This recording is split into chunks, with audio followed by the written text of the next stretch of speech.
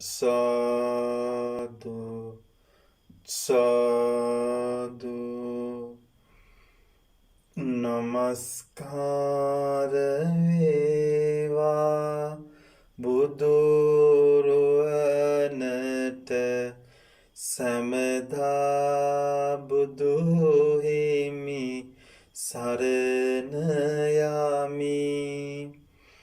නමස්කාර වේවා තම්රුවනට සමදා සදහම් සරණයමි. නමස්කාර වේවා සංඝරුවනට සමදා මහා සංඝ සරණයමි. නමස්කාර වේවා තුනුරුවනට සමදා තිසරණ සරණයමි. සාදු සාදු සාදු. හොඳයි සදහවර ගුණගරුක පින්වතුනි, පින්වත් දරුවනේ, අදත් අපේ මේ ධර්ම දේශනා මාලාවේ අපේ ජීවිතයට වටින, ජීවිතේ හදාගන්න පුළුවන්, සංසාර දුකෙන් එතර වෙන මාර්ගය පිහිලි කරගන්න වැදගත් දේශනාවක් අදත් අපි ශ්‍රවණය කරන්නේ. ඉතින් දහම් අවවාදයක් වශයෙන් ධර්ම ශ්‍රවණය කරනකොට ඊටාම සංවර ලීලාවෙන් ඒ බණ ටික ශ්‍රවණය කරලා තමන්ගේ ජීවිතේ හදාගෙන මෙලව පරලොව දෙක යහපත් කරගෙන උතුම් අමා මහ නිවනින් සැනසීමට මේ සියලු කුසල් අපිට උපකාර වේවා කියන අදහසින් අපි ධර්ම ශ්‍රවණය කරමු. පින්වතුනි, මේ සංසාර දුක කියලා කියන එක ලෝතර බුදු කෙනෙක් දේශනා කරන්න වෙන කවුරුත් අපිට පෙන්නලා දෙන්නේ නැහැ. ඒ ලෝතර බුදුරජාණන් වහන්සේ අනන්ත දුකක් විඳලා සංසාරේ තමන් ආස දේවල් ඊතා වීරියෙන් අතහැරලා තමන්ගේ සැප සම්පත් සියල්ල අතහැරලා අපි ඔබ වෙනුවෙන් ඒ ලෝතර බුදුරජාණන් වහන්සේ බෝසත් කාලේ අනන්තවත් පෙරුමන් පුරලයි මේ උතුම් චතුරාර්ය සත්‍ය ධර්මය අවබෝධ කරගත්තේ. ඒ අවබෝධ කරගත්තා වූ ධර්මය ඔබටත් මටත් මනාකොට දේශනා කරලා මුල මැද අග පිරිසිදු උතුම් සීසත් ධර්මයේ දේශනා කරලා ඒ උතුම් මහා සංඝරත්නය පහළ කරලා අපිට මේ ඉපදී මෙරි මෙරි යන සංසාර සාගරයේ ගිලිලා ඉන්න ලෝක සත්වයාට පිළිසරණක් පිහිටක් හොයලා දුන්නා.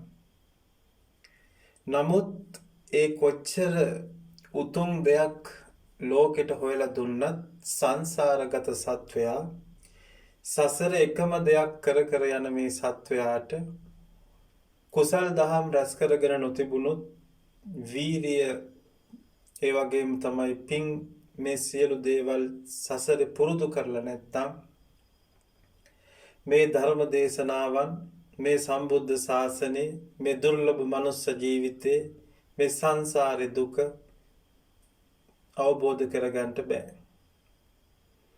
ඒ අය හිතාගෙන ඉන්නේ ඉපදෙන්නෙම සැප ලබන්න, ඉපදෙන්නෙම සැප විපාක ළඟා කරගෙන තමන්ගේ හිතට එන ඒ සියලු දේ ලබාගෙන ඒ වගේ ඉවරයක් නැති සැප සම්පත් පස්සේ හොයාගෙන යන රාග, ද්වේෂ, මෝහ නැමැති අකුසල් මූලවලම පැටලිලා අකුසල් රැස් කරගෙන මේ ජීවිතේ මරණින් පසු සතර අපාය උප්පත්තිය ලැබලා පුංචි කාලෙක සැපයක් හොයන්න ගියපු අපි දීර්ඝ සතර අපා ගමනකට වැටෙනවා. ඉතින් මේම අය තමයි මේ ලෝකේ ඉන්නේ. එහෙමනම්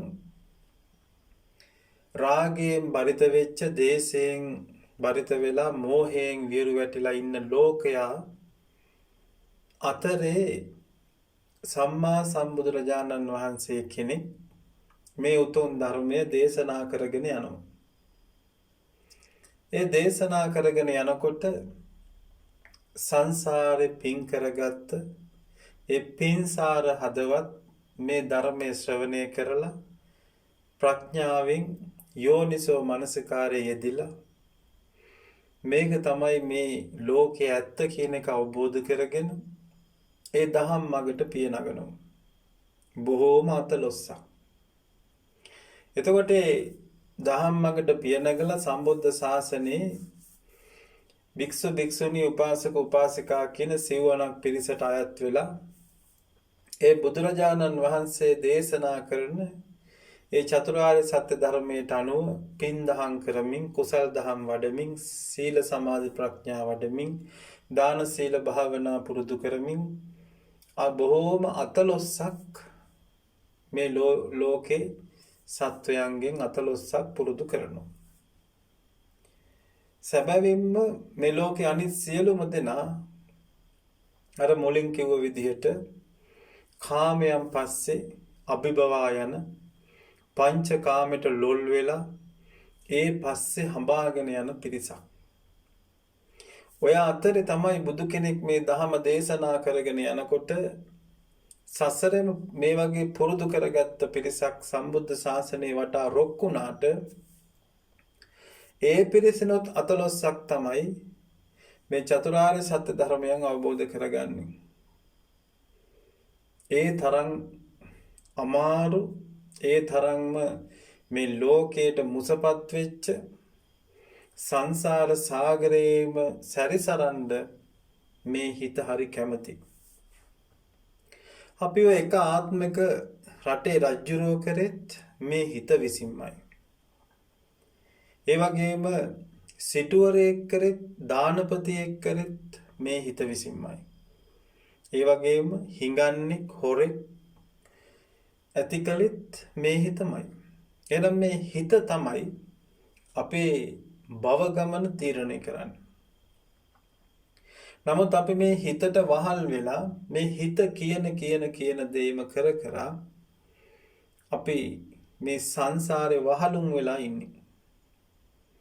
සංසාරේ නැමැති මේ භයානක ගෝර කටුක ඒ හිතා ගන්න බැරි දුක් ගොඩකට උරුමකම් කියන මේ ලෝකයට අපි බත් බැලියෝ වගේ, වහල්ලු වගේ හැමදාම එකම දේ කරනවා. සංසාර සතර අපායේ වැටි දුක් විඳින සත්වයාට පුංචි පිනක් මතුවෙලා මනුස්ස ලෝකයට ආපුවාම ඒ මනුස්ස ලෝකේ අවබෝධ කරන්න තියෙන දේවල් වලට එහා ගියපු මේ පංචකාමයේ පස්සේ හඹාගෙන යනවා. ලෝතුරා බුදුරජාණන් වහන්සේගේ හමුවීම, ඒ උත්තරීතර උතුම් සීසත් ධර්මයේ ශ්‍රවණය කිරීම, ඒ උතුම් මහා සංඝරත්නය දැකීම ඒ ඇත්තන්ට ගානක් නෑ. සාමාන්‍ය දෙයක් බවට පත් වෙනවා. මොකද දැන් ඔබ හිතන්න මේ ජීවිතේ ඔන්න ඉපදිලා රැල්ලට දුවන අධ්‍යාපනයක් පස්සේ ගිහිල්ලා පව් රැස් කරමින් ඊට පස්සේ තරුණ කාලේ අධ්‍යාපනය ඉවර කළා රැකඩක්ෂා කරනවා, කසාද බඳිනවා, දරුවෝ හදනවා, ගෙවල් දොරවල් හදනවා, දේපොළ හම්බ කරගන්නවා. ඊට පස්සේ නාකි වෙලා දරුවන්ගේ දරුවෝ තොරතල් කර අර අනුන්ගේ දේපොළ ආරක්ෂා කර තණ්හාවෙන් ආසාවෙන් වියරු වැටිලා අවසාන ලෙඩ ඇඳට වැටිලා කරගත්ත දෙයක්වත් නැහැ, කරපු දෙයක්වත් නැහැ, යන්න තියෙන්නේ ආපහු මහගෙදර වෙච්ච සතර අපායට. ඉතින් මේක තමයි මේ ලෝක සත්වයාගේ උරුම දේ. මිනිස්සු හිතාගෙන ඉන්නෙත් මේක තමයි. අපි මැරෙන්නේ අනිවාර්යයෙන්ම වයසට ගිහිල්ලා. ඒ වයසට ගියාට පස්සේ ඉතින් බණක් භාවනාවක් කරගන්නවා. මේ වගේ තමයි අපේ හිත පුරුදු වෙලා තියෙන්නේ. එතකොට අපිට බුදුරජාණන් වහන්සේ කෙනෙක් ලෝකයට පහළ වෙලා මේ සංසාරේ දුක ගැන කියලා දෙන්න අපි ඒ දුකෙන් නිදහස් වීමේ වැඩපිළිවෙලට යන්න කැමති නැහැ. දැන් බලන්න මේ කාලේ මිනිස්සුන්ට දානයක් දෙන්න කිව්වොත් ඕනම කෙනෙක් කැමතියි. දවසක් දෙකක් වුණත් දන් දෙන්න කැමතියි. ඒක එක පැත්තකින් හොඳ දෙයක්. නමුත් සීල වැඩසටහනක් දවස් දෙකක තුනක තියෙනවා කිව්වොත් බොහොම අතලොස්සයි ඒකට සම්බන්ධ වෙන්නේ. දානයක් දෙනවා කිව්වොත් ලොකු පිරිසක් එකතු වෙලා ඒ දාන කටයුතු කරනවා. සීලාදී ගුණ ධර්ම දියුණු කරගන්නට එහෙම වැඩසටහනක් තිබුණොත් අර දානෙට සම්බන්ධ වෙච්ච 100 දෙනෙක් නම් 25ක්වත් නැති තරම්. ඒ වගේම භාවනාව වඩන්ට ඒ භාවනා වැඩසටහනක් තිබ්බොත් ඇත්තෙම නෑ. එතකොට මේ දාන සීල භාවනා කියන ත්‍රිවිධ පුණ්‍ය ක්‍රියාවෙන් අර දානය කියන තැන මොකද එතන සල්ලි ටිකක් වියදම් කරලා පැයකින් දෙකකින් ඉවර වෙනව නැත්නම් දවසකින් දෙකකින් ඉවර වෙන දෙයක්. ඒ නිසා ඒක ලේසි දෙයක්, පංචකාමයේ යෙදී කරන්න පුළුවන් දෙයක්. නමුත් සීල වැඩසටහනක් තිබ්බොත් තමන්ගේ හිත කය වචනේ සංවර කරගෙන ඒ ශික්ෂාපද ආරක්ෂා කරමින් මන භාවනා කරමින් ඉන්න ඕනේ. ඒකට කැමති නෑ හිත. එතකොට හිතන්න මේ තමන්ගේ හිත කොච්චර බයාදු වෙලාද මේ සංසාරෙට. ඒ නිසා පින්වතුනි මේ සංසාරයෙන් එතර වෙන්න නම් ඔබ පින් අනුමෝදන් කරගෙන මේ සංසාර දුකෙන් අපි එතර වෙන්න වාසනාව ලැබේවා කියද්දි දොහොත් මුදුන් තියලා කෑමුර දීලා සාදුකාර දුන්නට ඔබ මොහොතක් හිතලා බලන්න ඔබ මේ ගමනට අවතීර්ණ වෙලාද ඉන්නේ, අවතීර්ණ වෙන හදවතක් ඔබේ හිතක් තියනවාද කියලා. පින්වතුනි චතුරාර්ය සත්‍ය ධර්මය අවබෝධ කරනවා කියලා කියන්නේ අපි නිවන් දකින්නවා කියලා කියන්නේ මේ කයයි හිතයි නිවාගෙන ආය උප්පත්තියක් නැති කරගෙන මේ සකල දුක්ඛයන් නිමා කරන රහත් ඵලෙන් නිවිසනසෙනවා. එතකොට එතෙන්ට යන්න ඔබ සාදුකාර දුන්නට එතෙන්ට යන්න ලොකු කැපකිරීමක් තියෙනවා. අපි මේ දාන සීල භාවනා කියන ත්‍රිවිධ පුණ්‍ය ක්‍රියාවන් අනිවාර්යෙන් පුරන්න ඕනි. එතකොට සීල සමාධි ප්‍රඥා දියුණු කරගන්න ඕනි. මේ අනිත්‍ය දුක්ඛ අනාත්ම කියන ත්‍රිලක්ෂණය අවබෝධ කරගන්න ඕනි. එතකොට මේ ආර්ය විමුක්ති ඥාන දර්ශනයට යන කෙනා නිතරම අතහරින්න හිතක් ඇති කරගන්න ඕනි. එතකොට දන් දෙනවා කියලා කියන්නේ අතහරිනවා. ඒ කියන්නේ තමා සතු දෙයක් අන් අයට ලබා දෙනවා. එතකොට ඒක අතහරින්න ලොකු හිතේ කැපකිරීමක් ශක්තියක් තියෙන්න ඕනේ. එතකොට සීලය කියලා කියන්නේ අතහැරීමක්. දැන් අපි උපෝසත සීලේ සමාදන් වුණොත් එදාට දවල් 12න් පස්සේ කෑම කන්නේ. එතකොට Tamanට බඩගිනි එනවා, ආසාව තියෙනවා, කෑමක් තියෙනවා, කන්නේ නැහැ. අතහැරීමක්. එතකොට සත්තු මරන්නේ නැහැ. හොරකම් කරන්නේ නැහැ. වැරදි කාම සේවනය දෙන්නේ නැහැ. බ්‍රහ්මචාරී සීලයක් රකින්න. එතකොට මේ ශික්ෂා පදවල තියෙන අතහැරීම. ඊළඟට අපි භාවනාවක් කරනකොට අපි බුදු ගුණ භාවනාවක් හරි වඩනකොට අපේ හිතට කෙලෙස් එනවා. අපි බුදුරජාණන් වහන්සේගේ ගුණ සිහි කර කර ඉන්නකොට අපිට ඊයේ කරපු දේවල්, ගිය මාසේ වෙච්ච දේවල්, අතීතේ වෙච්ච සිදුවීම්, අනාගතේ කරන්න තියෙන සිදුවීම් ඒවා අපිට සිහිපත් වෙනවා. එතකොට මේ හිත කියලා කියන්නේ ශීඝ්‍රයෙන් මහ වේගකින් සිතුවිලි ඇවිල්ලා උත්පාදනය වෙලා ඒ සිතුවිල්ල පස්සේ එක්කන් යනවා. අපි දන්නේ නැහැ පව් කඳු පිටින් රැස් වෙනවා. එතකොට භාවනා කරන කෙනා මේ එන සිතුවිලි තමන් ආසා කරන සිතුවිලි එනකොට අතහරිනවා. එහෙනම් භාවනා කරනවා කියන්නේ අතහැරීම.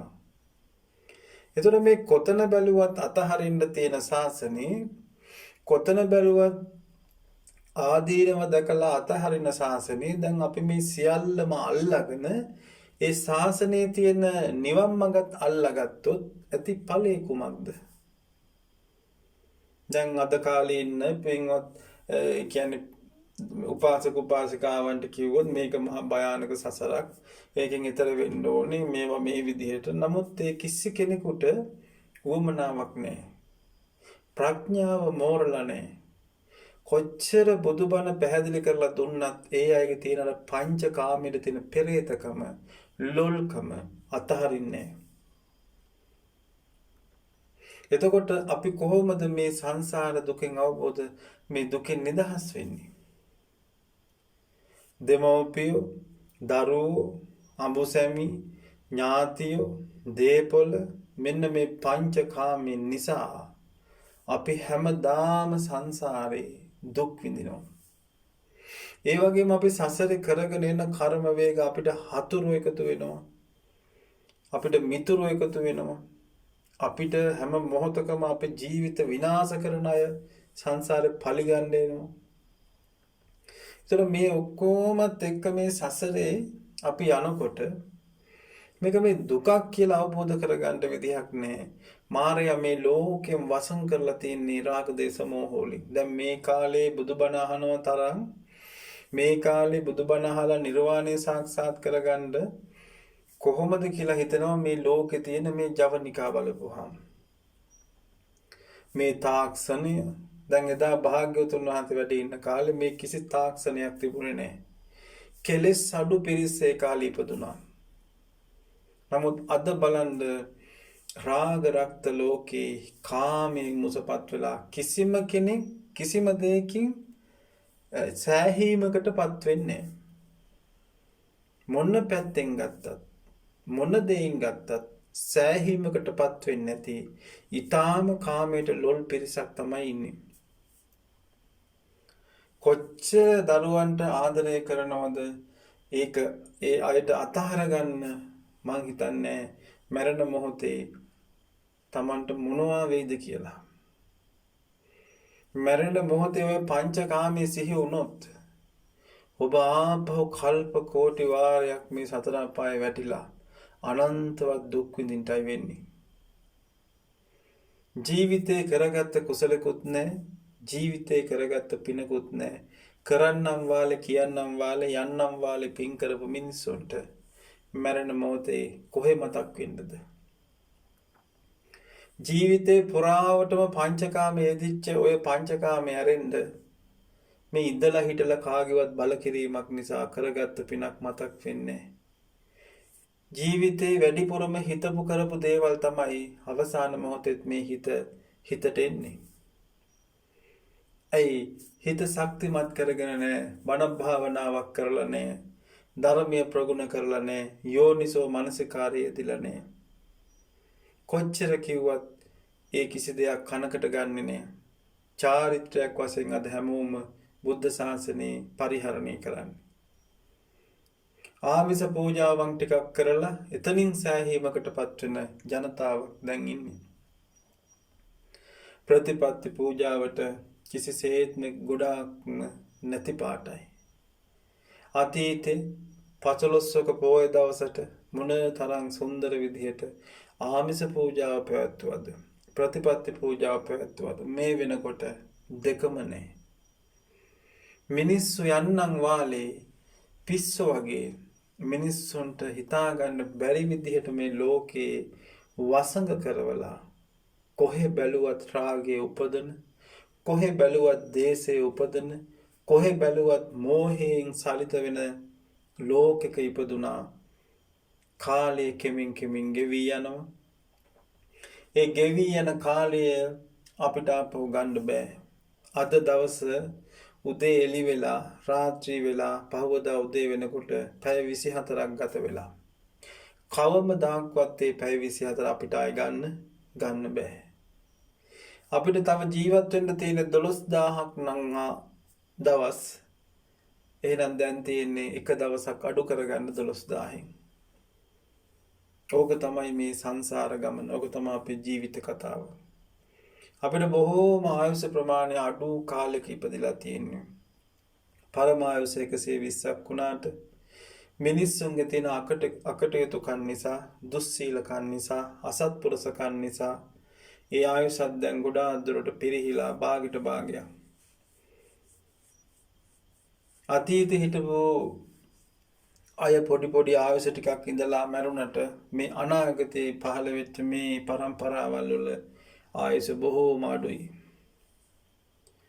රාග රක්ත ලෝකේ මිනිසුන් කාමයේ පස්සේ බහමාගෙන යනවා. උදේ රෑ දවල් දෙකේ වෙහෙසි කාමයේ හොයනවා. එතකොට කන්නේ වසවිස, කිසිම දෙයක් නැහැ, ශරීර සෞඛ්‍යයක් නැහැ, මනසට නිදහසක් නැහැ, කයට නිදහසක් නැහැ, රෝගී වෙලා. ඒ වගේම සංසාරේ කර්ම කරගත්ත අය මේ ජීවිතේ ඉපදිලා අපි අඩු වයසින් මිය යනවා. අපි මේ ජීවිතේ මොනවා අල්ල බදාගෙන හිටියත්, කවුරු කොහොම හිටියත් අපි මැරෙන මොහොතේ තනියමයි අපිට යන්න තියෙන්නේ. අපි පරිහරණය කරපු, අපි රත්තරන් වගේ ආරක්ෂා කරගත්ත මේ නවදොරකින් අසෝචි වැగిරෙන මේ මස් ගොඩත් අපිට උරුම නැහැ. ඒ මස් ගොඩත් අපි දාලා යන්න ඕනේ. එතකොට මේ ජීවිතේ අපි තේරුමක් නැතිව මේ ලෝක සත්වයෝ යන ගමනේ හැමෝම හැමදාම යන විදිහට කරගත්තොත් ගෙදරක බුදු පහනක් පත්තු වෙන්නේ නැහැ. බුද්ධ පූජාවක් තිය වෙන්නේ නැහැ. බුදු බණ ටිකක් ඇහෙන්නේ නැහැ. ගුණධර්මයක් ඇත්තෙම නැහැ. සුවපත් වේවා කියන හඬක්වත් ඇහෙන්නේ නැති තරම් ගොඩක් තැන්වල. එහෙම ජීවත් වෙච්ච මිනිස්සුන්ට අවසානයේ උරුම වෙන්නේ මහගෙදර වැනි සතර අපාය. සතර අපායකට වැටිච්ච මිනිස්සේ කාපව සතර අපායෙන් ගොඩ එනවා කියන එක සිහිනයක් විතරයි. ඒ නිසා පින්වතුනි හිතට ගන්න අපි මේ හැමදාම ජීවත් වෙන්න ආපු ගමනක නෙවෙයි ඉන්නේ.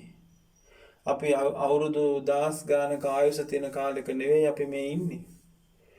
අල්ප වූ ආයුෂ ප්‍රමාණයක් තියෙන කාලෙක ඉපදිලා අපි මේ ජීවත් වෙන්නේ කොයි මොහොතක කොතනක අපි මැරෙලා යද දන්නේ නැහැ. බලන්න දැන් තාක්ෂණයේ දියුණු ලෝකෙට ආවඩන මිනිස්සු කියනවා එතකොට මේ සුපෝභෝගී වාහන, මේ හැම යන්ත්‍ර සූත්‍ර, මේ හැම දෙයකින්ම අංග සම්පූර්ණ වෙච්ච, උඩින් යන්න හිතනකොට උඩින් යන්න පුළුවන්, වතුරෙන් යන්න හිතනකොට වතුරෙන් යන්න පුළුවන්, මහ පොළොවේ ඇවිදගෙන යන්න. ඒ හැම දෙයකින්ම අපි දියුණුයි කියලා කිව්වට ඒ දේවල් නිසාම දවසට කොච්චරනම් මැරෙනවද? රිය අනතුරු නිසා දවසට කොච්චර මේ ලෝකෙ මැරෙනවද? යන්ත්‍ර සූත්‍ර නිසා ලෝකෙ කොච්චරනම් මැරෙනවද? ප්ලේන් කඩාගෙන වැටලා මිනිස්සු කොච්චර මැරෙනවද? නැව් මුහුදුපත් වෙලා මිනිස්සු කොච්චර මැරෙනවද? බෝට්ටු වලින් ගිහිලා අනතුරු වෙලා මිනිස්සු කොච්චර මැරෙනවද? පාරවල් වල ගිහිලා පයින් යන මිනිස්සු හැප්පිලා කොච්චර මැරෙනවද? අර දියුණුයි කියන තාක්ෂණේ අපේ මරණය දියුණු කරගෙන ඇවිත් මිසක් අපිට නම් ඇති දෙයක් නෑ. වාහනේ යන මිනිස්සයත් පයින් යන මිනිස්සයත් දෙන්නම එකම විදිහට ඉපදිලා, එකම විදිහට ජීවත් වෙලා, එකම විදිහට මැරිලා ගිහිල්ලා එකම තැනට වැටෙනවා.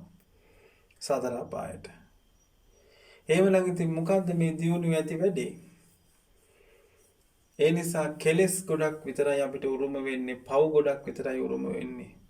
හොඳට මතක තියාගන්න අපි හිතින් හිතලා කරන හැම දෙයක්ම අයහපත නම් එතන තියෙන්නේ අකුසල්. එතන තියෙන්නේ පව්. එබැවින් අපි චේතනාව පහළ කරලා හොඳ දෙයක් කරනවා නම් එතන තියෙන්නේ කුසල්. එතන තියෙන්නේ හොඳ විපාක. එබැවින් අපි තේරුම් ගන්න ඕනේ අපේ ජීවිතේ මේ ලැබිච්ච මනුස්ස ජීවිතේ බොහොම කලාතුරකින් ලැබුණු මනුස්ස ජීවිතේ පුංචි ආයුෂ ප්‍රමාණයක් තියෙන්නේ. ඒකෙදී හොඳ කර්ම රැස් කරගෙන, පින් රැස් කරගෙන මේ සතර අපායේ මිදිලවත් අඩුම තරමේ මනුස්ස ලෝකයකටවත් එන්න අපි කටයුතු කරන්න තරයේම අපි තේරුම් ගන්න ඕන. නමුත් අද බලන්නකො බුද්ධ ශාසනයේ දියුණුව පිණිස කවුද සම්බන්ධ වෙන්නේ? ශ්‍රම දානයක් තිබ්බත්, සම්බුදු සසුනේ දියුණුව පිණිස දෙයක් කරත් ගොඩක් අය අකුල් හෙලනවා මිසක්, ගොඩක් අය කෙනෙහිලිකම් කරනවා මිසක්, ගොඩක් අය විවේචනය කරනවා මිසක් ඒ සම්බුද්ධ ශාසනයේ දියුණුව පිණිස, චිරස්තී පිණිස කිසි කෙනෙක් කරන්නේ තමන්ගේ සැප ටික ඔක්කොම අරගෙන, තමන්ගේ සැප සම්පත් කාමයන් භුක්ති විඳිමින් චුට්ටක් ශාසනය වෙනුවෙන් අප කැප කරන જાතියක් මුදල් බැලුවත්, ශ්‍රමය බැලුවත්, කාලය බැලුවත් තමන්ට මුල් තැන දීලා දෙවෙනි තැනට තමයි තමන්ගේ නිවනත් බුද්ධ ශාසනය. ඒක මොනවට පැහැදිලි වෙනවද? සීලයක් ගන්න ගියත් පොයේ දවසට ඒක තේරෙනවා. බලහත්කාරයෙන් නීති රීති දාලා සිල් ටිකක් අරගෙන හවස 2-3 වෙනකොට ආපහු මොනවා හරි බොරුවක් කියලා මොනවා හරි හේතුවක් කියලා ගෙවල් වලට යනවා. පිනක් කරගන්න ශ්‍රම දානයක් ගොඩනැගිල්ලක් දියුණුවක් හදන්න කරන්න ගියොත් මොනවා හරි හේතු කාරණා ගොඩාක් කියලා මඟ අරිනවා. ආධාරයක් උපකාරයක් කරත් පුංචි දෙයක් දීලා ලොකු ප්‍රශංසාවක් බලාපොරොත්තු වෙනවා. ඒ ප්‍රශංසාව නොලැබුණොත් අවසානයේ බැන යනවා. හාල් හුණ්ඩුවක දාන ටිකක් පූජා කරලා බුසලක වී බුසලක බැන යන ලෝකයක් බවට පත් වෙලා මේ කාලේ. ඒ නිසා පින්වතුනි බුද්ධිමත්ව හිතන්න.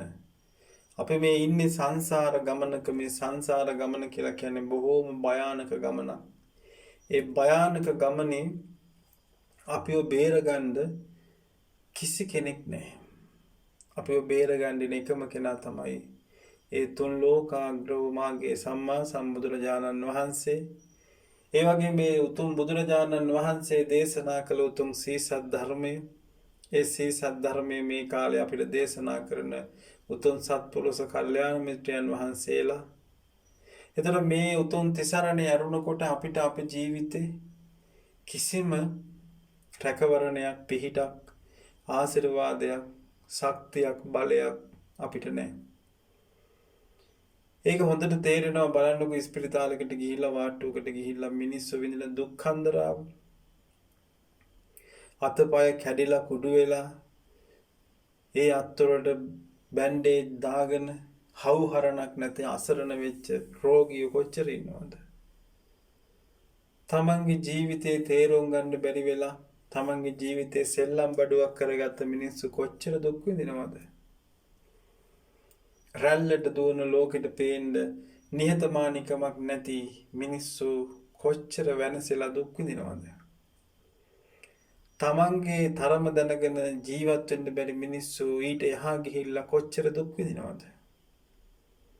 ඒ නිසා අද සමාජයේ ගොඩාක් අය පිරිහිලා මේ අර සසර පුරුදුම ඉස්මතු කරගෙන ජීවත් වෙන යුගයක්. බල්ලෝ බලල්ලු ගානට මිනිස්සු මරනවා.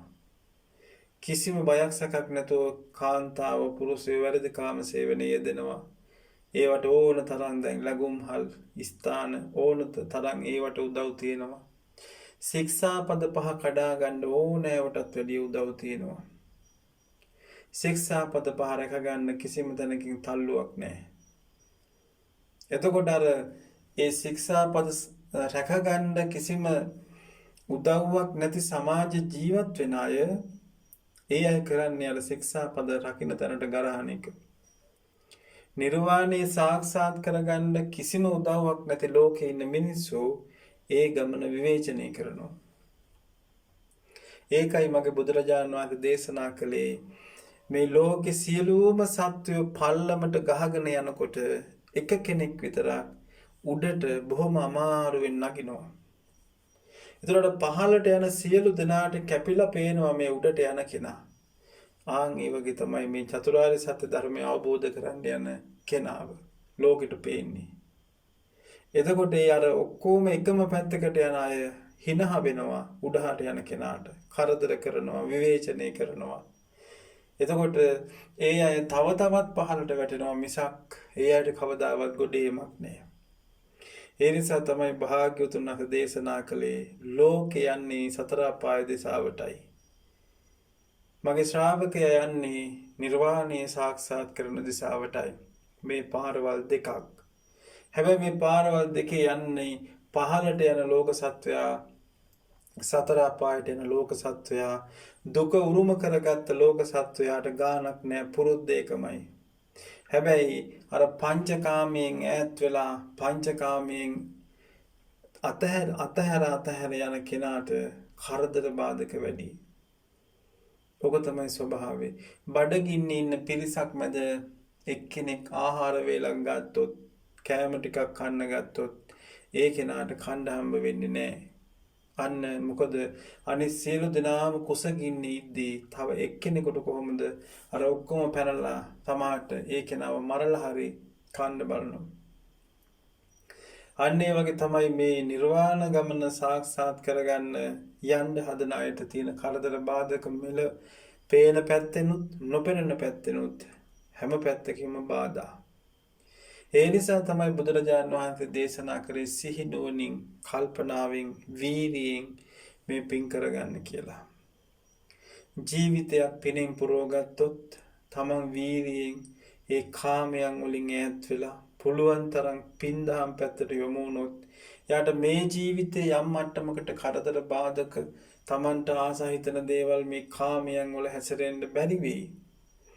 හැබැයි ඒ කෙනාට සදාකාලික සැනසීමක් වුණු නිර්වාණ ගමනට ලං වෙන්න පුළුවන්. අපි ගිය ජීවිතේ ඉපදලා කරෙත් මේකම තමයි. මේ දුකම තමයි වින්දේ.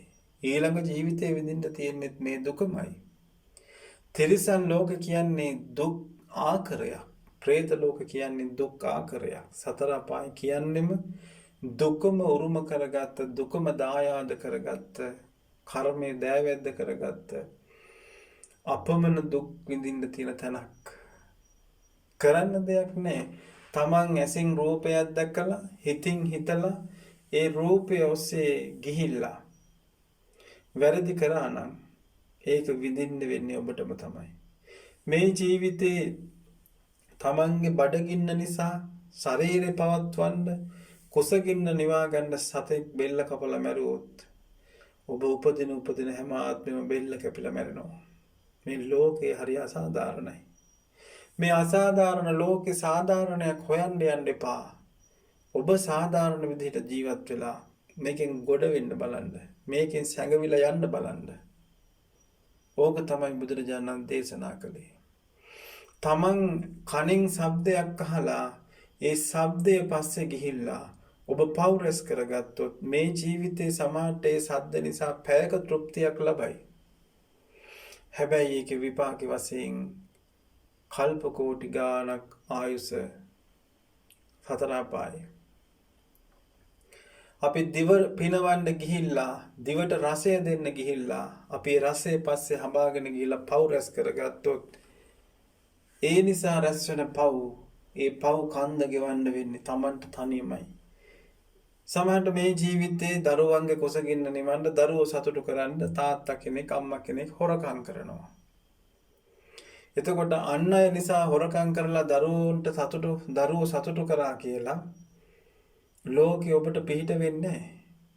ඔබ කරේ හොරකමක් නම් ඔබට අනිවාර්යෙන් ඒක උරුම වෙන්නේ සතර අපාය. ඔබ කිව්වේ බොරුවක් නම් ඔබට උරුම වෙන්නේ සතර අපාය. ඔබ කරේ වැරද්දක් නම් ඔබට උරුම සතර අපාය. දරුවෝ නිසාවත් බිරිඳ සැමියා නිසාවත් දෙමෝපියෝ නිසාවත් සහෝදරයෝ නිසාවත් ඥාතියෝ නිසාවත් තමන් නිසාවත් කියලා පව් කරා කියලා ගැලවිල්ලක් නැහැ. පවම තමයි. ඒකේ විපාක තමන්ම විඳින්න ඕන. මනුස්ස ජීවිතේ ගණන් කරන්න බැරි වසර ගානක් සතර අපායට වැටලා දුක් විඳිද්දී ඔබ විඳින දුක තවත් කෙනෙක් ගන්න දෙන්නේ නැහැ. දරුවෝ නිසා බොරු කියලා පව් කරගෙන අපායට වැටෙනකොට දරුවෝ එන්නේ නැහැ බේරගන්න. බිරිඳ ඉන්නේ නැහැ, සැමියා ඉන්නේ නැහැ, දෙමෝපියෝ ඉන්නේ නැහැ, ඥාතියෝ නැහැ. තමාගේ හිසට තම අතමය සෙවණැල්ල. එහෙමනම් ඔබ පුළුවන් තරම් ඔබව බේරගන්න බලන්න අනිත් අයට ඉස්සරලා. අපි බලන්නේ අපිට මොනවා වුණත් කමක් නැහැ. අනිත් අයගේ සැපේ උදෙසාමයි අද කාලේ දෙමෝපියෝ නැහින්නේ. අපිට දරා ගන්න බැරි අධ්‍යාපන, දරා ගන්න බැරි වියදම්, දරා ගන්න බැරි ගෙවල් දොරවල්, දරා ගන්න බැරි යාන වාහන, දරා ගන්න බැරි උගත්කම් මෙව්වා හොයා පීඩාවෙන් දුක් විඳා පව් රැස් කරගෙන මල පෙරේත ලෝකෙට ගිහිල්ලා අසෝචි සෙම්සොටු කකා අර හම්බ කරපු දේවල් දිහා බලා හූල්ලා කිසිම හවුහරණක් නැති සංසාරගත සත්වය කොට්ටාසට එකතු වෙනවා. තිරිසන් ලෝකෙට ගිහිල්ලා බල්ලු වෙලා අසෝචි කකා කුණු වෙච්ච ජහජරාව කකා අර කවුරුත් නිසා පව් කරගෙන තනියම විපාක විඳිනවා. බල්ලෙක් ගත්තොත් විඳින දුක් කන්දරාව මෙනෙහි කරලා බලන්න. බඩ ගාන කුර ගාන සතෙක් ගත්තොත් කල්පනා කරලා බලන්න. මේ සියලුම පව්කම් තමන්මයි කරගන්නේ, වෙන කෙනෙක් කරලා දෙන්නේ නැහැ. ඒකයි අපායට ගියාට පස්සේ යම රජුරු අහන්නේ, ඈ බොල තෝ දැක්කේ නැද්ද පළවෙනි දේව දූතයා? අනේ ස්වාමීනි මම දැක්කේ නෑ. එතන ගිහිල්ලත් බොරුම තමයි කියන්නේ. ඇයි මෙච්චර මේ දේව දූතයෝ පේනවා ඉස්පිරිතාල ගානේ කොච්චර ළමයි හම්බ වෙනවද? කොච්චර ළමයි හම්බෙන්නේ අම්මලා දකින්නවද? හම්බ වෙච්ච ළමයි කොච්චර දකින්නවද? එහෙනම් මේ මල මුත්‍රා ගොඩේ වැටිලා, අසෝචි ගොඩේ වැටිලා, ලේ ගොඩේ වැටිලා එවල ඉපදෙච්ච දරුවා උඹ දැක්කේ නැද්ද කියලා අහනවා. අනේ ස්වාමීනි මම දැක්කා. එහෙනම් ඔබට හිතුන්නේ නැද්ද? උඹත් මේ විදිහටම ඉපදිලා මේ දුක් ගොඩේම හිටපු උඹ නැවතත් මේ දුකම නේද විඳින්න තියෙන්නේ කියලා ඔබට හිතුන්නේ නැද්ද? එහෙම හිතලා ඔබට පිනක් දහමක් කරගන්න හිත යොමු කරගන්න බැරි වුණාද? යම රජුරෝ මේ මනුස්ස ලෝකේ පව්කම් කර කර ඉඳලා මැරිච්ච පාංශ කෝලේ දීලා වර්ණනා කරන පෝස්ටරේට බැනර් එකට නිවන් යවන 7 දවසේ 3 මාසේ අවුරුද්දෙන් නිවන් දක්කන්න හදන මේ මිනිස්සයා මැරිලා ගිහිල්ලා මේවා කර අපි මනුස්ස ලෝකේ මෙව්වා කරනකොට ඒකේන අපායේ පොලිමේ යම රජුරුවන්ගේ ප්‍රශ්න වලට උත්තර දෙන්න ගිනි ගොඩේ පිච්චි පිච්චි හිටගෙන ඉන්නවා. තේරුම් ගන්න පින්වතුනි. යම රජුරුව ඉතින් අහනවා ඒ තමුන්ට තේරුන්නේ නැද්ද? අනේ නෑ ස්වාමීනි. අන්න එතනද කියනවා එහෙනම් මේ පව මේ පාපය ඔබ විසින්මයි කරේ. උඹගේ අම්මවත් තාත්තවත් ඥාතියෙක්වත් සහෝදරයෙක්වත් බිරිඳ සැමියාවත් ශ්‍රමණ බ්‍රාහ්මණයෙක්වත් නෙවෙයි කළේ. උඹමයි මේ පව කරගත්තේ. දැන් උඹම විඳපන්. ආන්න බලන්න මේ ජීවිතේ දරුවන්ගේ අධ්‍යාපනය නිසා, දරුවන්ගේ දියුණුව නිසා, සැමියාට ආදරේ කියලා, බිරිඳට ආදරේ කියලා, දෙමව්පියෝ නිසා, ගේ දොර නිසා, බොරු කියලා, හොරකම් කරලා, කේලම් කියලා, රණ්ඩු වෙලා මේ කරපු කෙනාට අවසානයේ උරුම වෙන්නේ යම රජුරෝ ගාව. ඔය කතාව.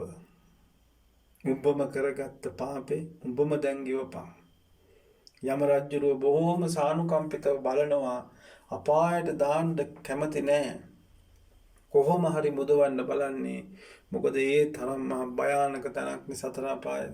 එහෙම නැත්නම් මේ නිරය. ওই විදිහට දේවදූත සූත්‍රයේ විස්තර කරනවා. ඉතින් අපි ඒක පසුවට දැනගමු. ඉතින් ඒ නිසා පින්වතුනි හොඳට මතක තියාගන්න, තමන් මේ ජීවිතේ ඊළඟ ආත්මේ කකුල් දෙක කැඩෙන වැඩක් කරගත්තොත්, ඔබ ඊළඟ ආත්මේ කකුල් දෙක කැඩිච්ච කෙනෙක් විදිහට අබ්බගාතයෙක් විදිහට ඉපදෙයි. අම්මගේ කුස ඇතුලේ ගානට යකුසලේ ලැහැත්ති කරනවා. කකුල් දෙක කැඩිච්ච ළමෙක් එළියට එයි.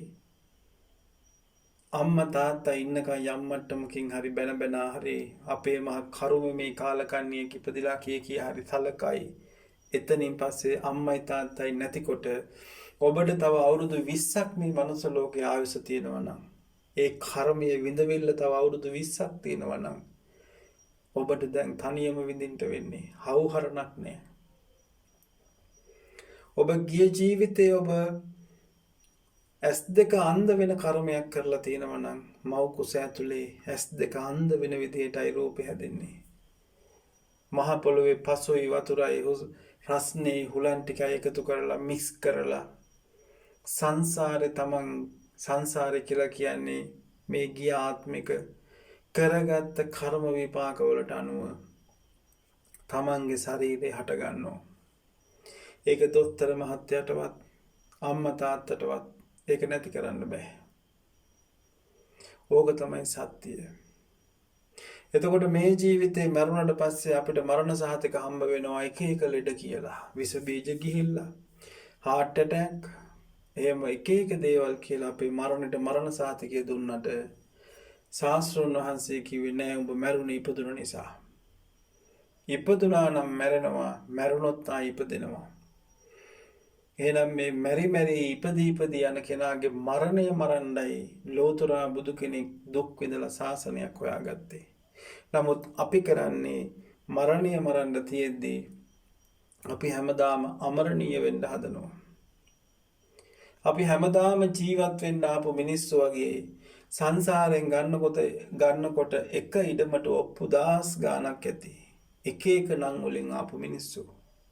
නමුත් අපි මේ සියලු දේ අයිති කරගෙන අවුරුදු 1000 ගාණක් මනුස්ස ජීවිතේ එකම විදිහට ජීවත් වෙන්න ආපු පිරිසක් වගේ තණ්හාවෙන් ආසාවෙන් වීරු වැටිලා පව් කර ඉරිසියාවෙන් ක්‍රෝධයෙන් වෛරයෙන් මුසපත් වෙලා රෑ දවල් දෙකේ පැය 24ම අකුසල් වලම යෙදී අපරාධ දුර්ලභ මනුස්ස ජීවිතේ නැති කරගන්නවා.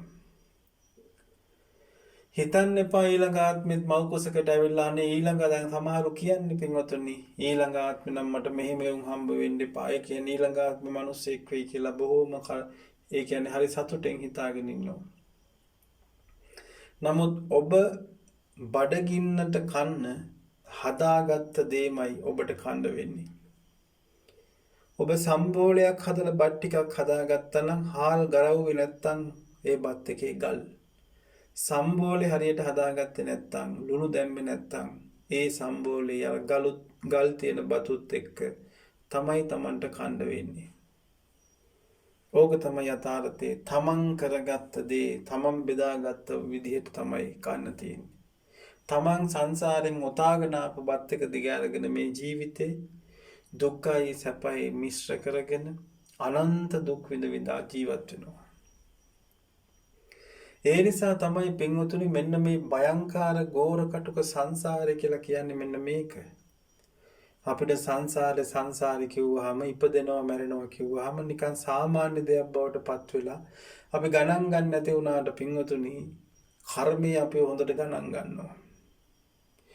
හරියට පිටරට ඉඳලා අවුරුදු ගාණක් ඉඳලා කෙනෙක් කෙනකොට ඒ කෙනා පිළිගන්න නෑදෑයෝ ටික පිරිවරා ගන්නවා වගේ මැරෙන මොහොතේ මරණ මංචකේ තමන් මේ ජීවිතේ කරපු සියලු දේ ඔබ පිළිගන්න ලැහැත්ති. ඕක තමයි ඇත්ත. තමන්ම කරගත්ත සියලු දේ තමන්ව පිළිගන්නට මරණ මංචකේ ළඟට එනවා.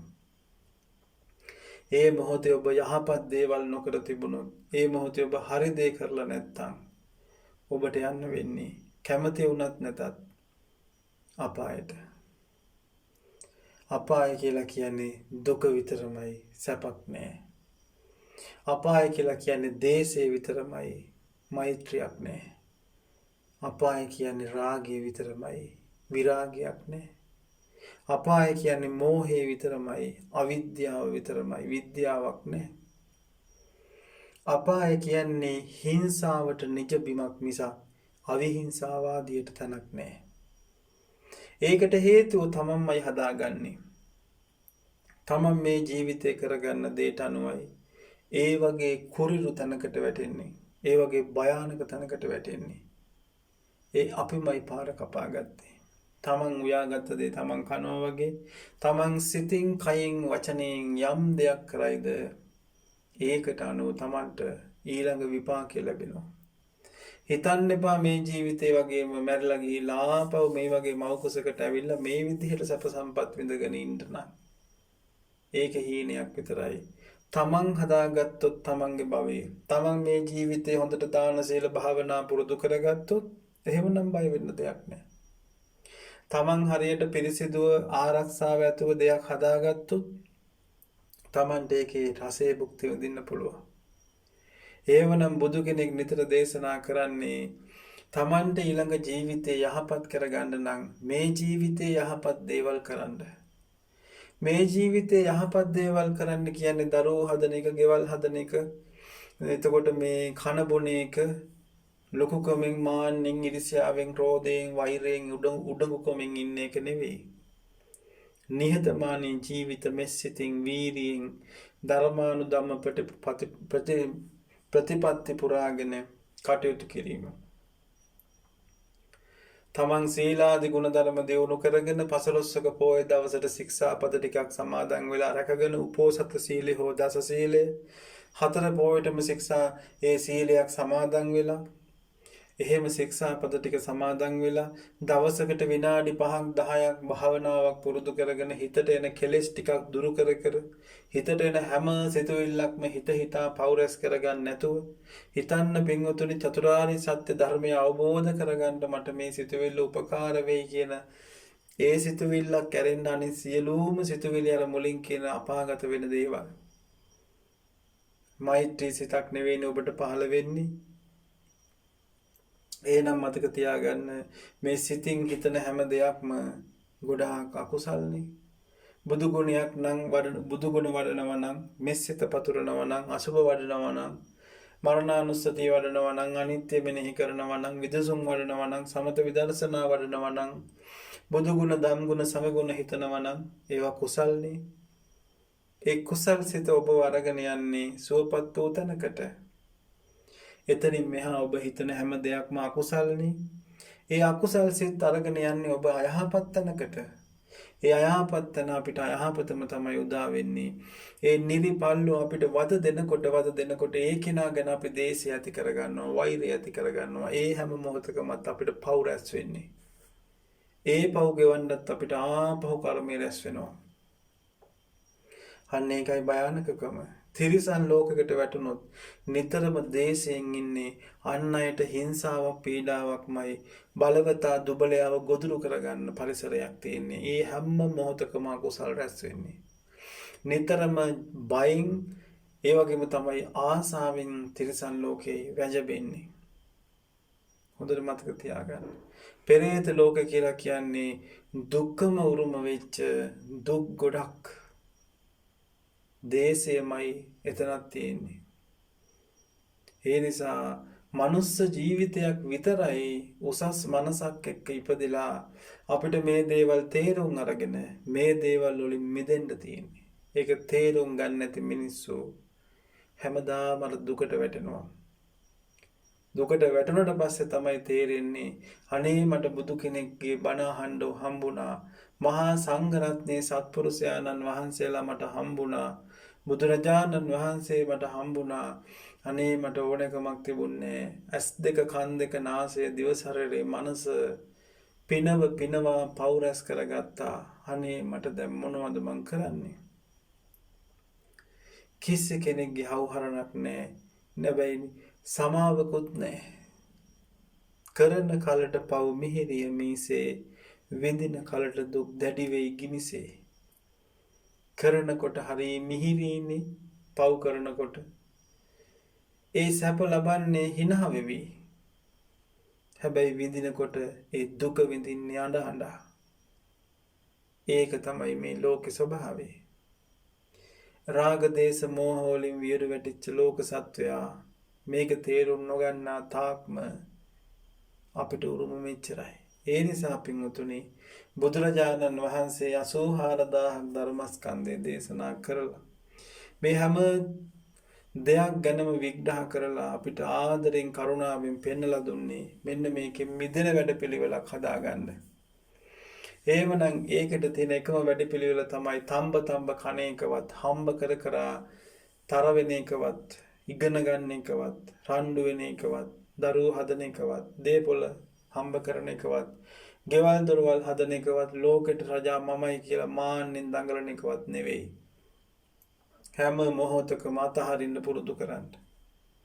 හැම මොහොතකම තමන්ගේ හිතට එන හැම දෙයක්ම නුවණින් විමසලා කුසල් අකුසල් දෙපැත්ත බැලන්ස් කරලා බලලා අකුසල් නම් දුරු කරලා කුසලයක් නම් වඩන්න පුරුදු වෙන්න. නිතරම පින් රැස් කරගන්න පුරුදු වෙන්න. හැම මොහොතකම අත් දෙක සෝදගෙන ඉන්න තියෙන දෙයක් දන් දෙන්න. හැම මොහොතකම හිත පිරිසිදු තියාගන්න. කිසිම කෙනෙකුට හිතින්වත් සිතුවිල්ලකින්වත් කරදරයක් නොකර ඉන්න. ශරීරයේ නිතරම පිරිසිදු තබා ගන්න පුළුවන් විදිහට වීරියෙන් ශික්ෂාපදයක් රැක ගන්න. නිතරම හිතන්න නුවණින් යෝනිසෝ මනසිකාරයෙන් මේ සංසාරයේ දුක ගැන. මේ දුකෙන් නිදහස් වෙන්නටයි මට මේ අවස්ථාවක් හම්බුනේ මනුස්ස ලෝකේ. ඒකත් මං අවස්ථාවෙන් ප්‍රයෝජන අරගෙන වෙන මේ සසර කරන පව්කම්ම කර හිටියොත් මට ලැබෙන විපාක සාධාරණද නැද්ද කියන එක තමන් හිතන්න. තමන් සංසාරේ අනන්තවත් කැපකිරීම කරලයි මේ මනුස්ස ජීවිතය ලබා ගන්න පින් රැස් කරගත්තේ. කොච්චර කැපකිරීමක් කරන්නේ නැද්ද? මෙච්චර මේ සතර අපායක් දුක් ගොඩක් පහු කරගෙන හොඳ උසස් වනසක් තියෙන තැනකට එන්න ඔබ සසරේ කොහොම කැපකිරීමක් කරන්නේ නැද්ද?